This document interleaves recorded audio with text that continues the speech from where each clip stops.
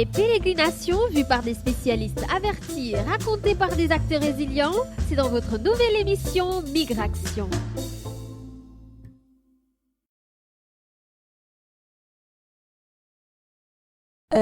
Donc, je reviens pour préciser encore une fois notre axe d'intervention qui est l'autonomisation des personnes, qui est le renforcement de capacité des personnes pour avoir un emploi ou un auto-emploi qui garde et dont l'objectif principal c'était leur dignité, assurer la dignité des personnes. Et c'était dans ce cadre-là que CARE Maroc a opté pour travailler avec les personnes migrantes qui encore sont une population vulnérable en quelque sorte et qui se sont trouvées dans ces situations difficiles. Pourquoi l'insertion professionnelle? Parce que avoir un emploi, avoir un revenu garantit la dignité de la personne. Et c'est la raison pour laquelle, en tout cas c'est brièvement la philosophie de ce projet et c'est pourquoi CARE Maroc a choisi d'intervenir sur l'insertion professionnelle des personnes migrantes dans le tissu économique. Ça, c'était rejoint un peu l'objectif et la philosophie de CARE en tant qu'organisation qui travaille pour l'autonomisation et qui œuvre encore pour sauvegarder la dignité de l'humain. Mais un deuxième élément en fait qui est objectif, c'est que se basant sur des statistiques, il s'avère que les personnes migrantes ont une difficulté d'accéder à un emploi salarié ou de monter ou développer leur projet. De toutes les manières, des statistiques officielles montrent bien un peu le taux réduit de l'insertion des personnes migrantes dans le tissu économique marocain et c'est ainsi que CARE Maroc a décidé d'intervenir pour contribuer à améliorer le taux d'insertion des personnes migrantes aujourd'hui au Maroc. Alors, le projet intitulé Tariq al-Najah en arabe, mais le chemin de la réussite en français, c'est un projet d'une durée de 20 mois presque. Et c'est un projet qui s'inscrit dans le cadre d'un grand programme qui s'appelle Amoudou, qui est mené par la coopération belge Inabel au Maroc. Donc, ça veut dire que notre projet Chemin de la réussite, il est financé, soutenu financièrement par la coopération belge au Maroc. Et c'est un projet, comme vous l'avez dit, qui s'inscrit sur les deux zones urbaines, Casablanca et Mohammedia. Et c'est un projet qui vise exclusivement les personnes migrantes avec un objectif global, celui de favoriser ou contribuer à l'amélioration de l'insertion professionnelle des personnes migrantes par l'emploi ou par l'auto-emploi.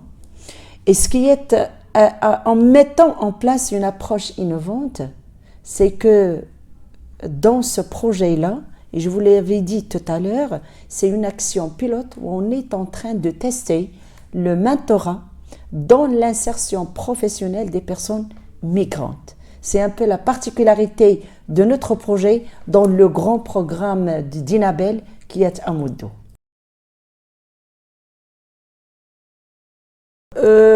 En fait, les axes du projet ou l'approche en fait du projet, c'est que on s'est basé sur le renforcement de capacité de ces personnes, sur la coordination avec les institutions qui sont censées ou qui sont concernées par l'insertion professionnelle de manière générale et des migrants en particulier. Puis, il y a un accompagnement de près sous forme de mentorat, et je reviens, si vous le permettez, après pour détailler activité par activité. Puis, dans le projet, il y a un soutien financier, c'est un petit soutien aussi, mais pour les porteurs de projets. Donc, les activités, on a des activités de sensibilisation. On a sensibilisé ces personnes à tout ce qui est services offerts par les institutions étatiques et quelles sont les institutions qui se positionnent sur l'insertion professionnelle des personnes migrantes. Deuxième activité, c'était le renforcement de capacités professionnelles et entrepreneuriales en collaboration avec d'autres acteurs, soit des ONG, soit l'acteur étatique, l'ANAPEC. En troisième lieu vient, comme je viens de vous dire, l'appui financier de quelques petits projets qui répondent à des critères dont on pourra parler après. Et bien sûr, l'approche transversale qui va avec tout ça, c'était le mentorat, c'était faire bénéficier ces personnes qui ont testé de difficultés d'accéder au tissu économique marocain, de trouver un emploi ou de mettre une initiative entrepreneuriale, c'était de mettre à leur disposition une personne pour les accompagner, bien sûr pour un certain temps limité. Pour bénéficier du projet, il faut être une personne migrante régularisée. Et quand on a parlé de régularisation, on n'envisage pas la régularisation études, c'est beaucoup plus la régularisation travail, c'est la régularisation exceptionnelle. Et parfois, les qu'appelle-t-on ça, sont concernés aussi les réfugiés qui sont reconnus par le Maroc. Donc ce sont les trois catégories. En premier lieu, nous sommes partis voir les associations qui travaillent avec les migrants. Donc ces associations peuvent être des associations de personnes migrantes, gérées par des personnes, gouvernées par des personnes migrantes, ou des associations qui sont gérées par des personnes marocaines. Après, on a rencontré aussi des institutionnels qui travaillent avec les personnes migrantes, tels que l'entraide nationale, l'ANAPEC aussi, qui a une liste de personnes qui sont déjà inscrites. On a rencontré les leaders des communautés migrantes sur Casablanca et Mohammedia.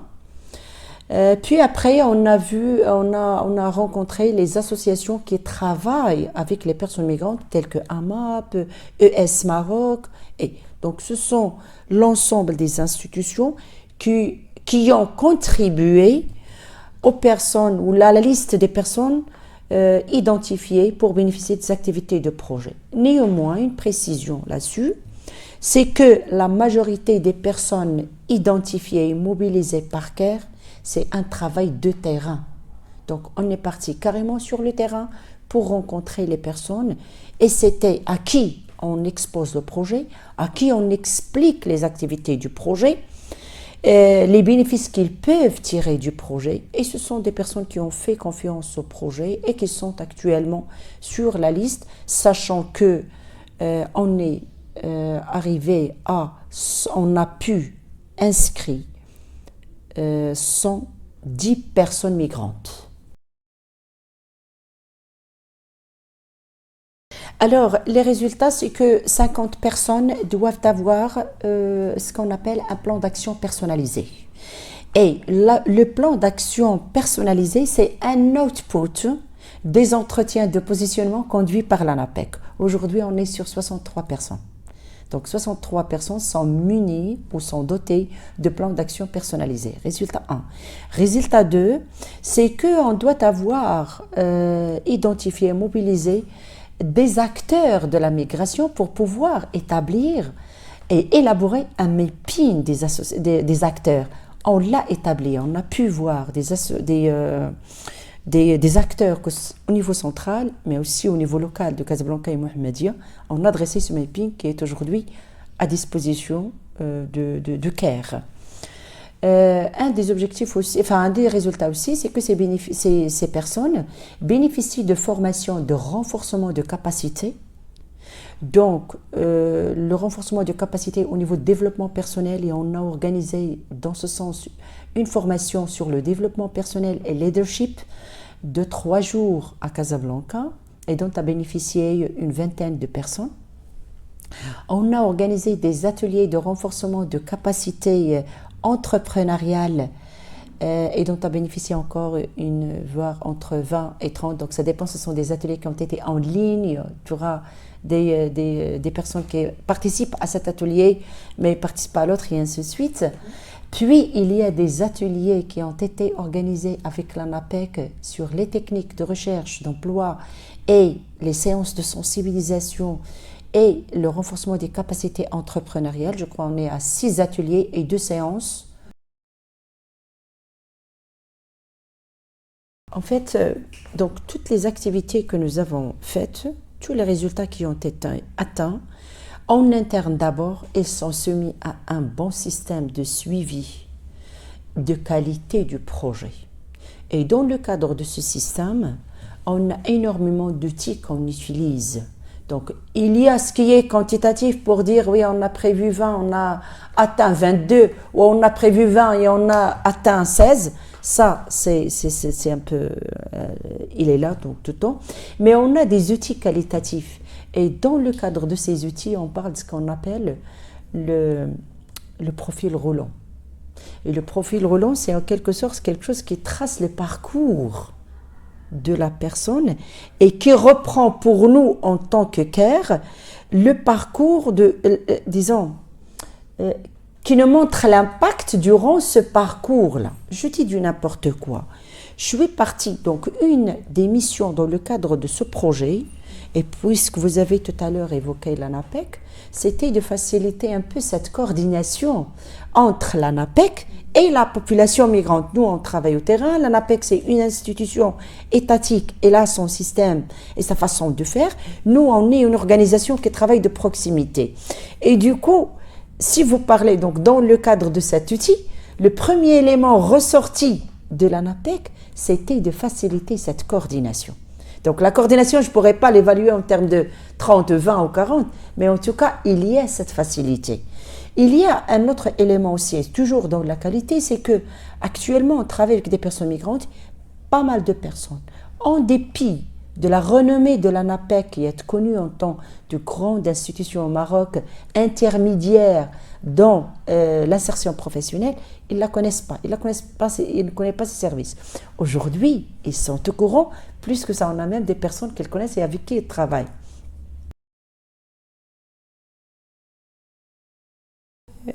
Vous savez que le problème de l'insertion professionnelle, ce n'est aujourd'hui, et au Maroc plus exactement, ce n'est pas, c'est une problématique. Donc c'est une problématique. Ce n'est pas que l'insertion des personnes migrantes, mais aussi même des Marocains, même des nationaux. L'insertion professionnelle est aujourd'hui une problématique. Néanmoins, pour la communauté migrante, et c'est là, je pense, la leçon et l'enseignement que j'ai tiré de cette expérience, c'est qu'il faut encore des efforts à déployer, il faut encore de la coordination à faire et il faut multiplier les efforts et impliquer toutes les institutions concernées. Et quand je parle institutions, organisations y compris, et je parle plus exactement au département, donc le gouvernement, ses services centraux et déconcentrés. Je parle des organisations de la société civile, je parle des agences des Nations Unies, je parle des organisations internationales, je parle des associations locales, mais je parle aussi d'une autre composante intéressante, c'est les élus. Donc, les autorités élues, ils jouent un rôle, ne serait-ce que localement. Je crois qu'il faut renforcer la coordination entre l'ensemble des composantes du système, de l'écosystème, pour améliorer l'insertion professionnelle des catégories qui se trouvent dans des situations difficiles un peu. Et encore une fois, les migrants, oui, mais aussi les nationaux aussi. Donc, pour renforcer l'insertion professionnelle de manière générale. Quand on est sur terrain ou quand on est dans l'exécution d'une action de développement, c'est sûr qu'il y aura des difficultés, des obstacles, soit parfois liés à la réalisation de l'activité, parfois liés aux bénéficiaires, parfois liés à l'équipe, parfois liés aux partenaires, et ainsi de suite. Mais ce qui est important, c'est qu'à chaque fois qu'il y a une difficulté, on essaye de trouver l'alternative possible. Parfois, c'est en tant qu'équipe qui intervient directement sur le projet, mais parfois, la résolution ou bien la solution à la difficulté ou l'alternative nécessite l'intervention d'autres partenaires ou des parties prenantes du projet. Peut-être que si je cible encore une fois les bailleurs de fonds, je cible le gouvernement marocain, donc les départements ministériaux, les décideurs de manière générale, pour dire que les organisations de la société civile, les associations en particulier qui travaillent de proximité, ils jouent un grand rôle vis-à-vis des bénéficiaires. Et ça vaut la peine d'investir et de créer l'ambition et l'environnement adéquat pour permettre à ces institutions, ces organisations de jouer leur rôle. Donc c'était un peu l'élément important pour moi. Deuxième élément par rapport à la migration, c'est vrai que c'est une problématique mondiale, pas que du Maroc. C'est un fléau mondial, c'est un problème, mais je crois que la coordination des efforts de toutes les personnes, de toute institution, peu importe son... que ce soit étatique, privé, choses comme ça, elle jouera un rôle, si j'ose dire, pas dans l'éradication du fléau, au moins dans l'allègement de ce fléau. Mon dernier mot, c'est que j'espère que, encore une fois, on œuvre ensemble pour la dignité de l'être humain, peu importe sa situation migrant ou nationale.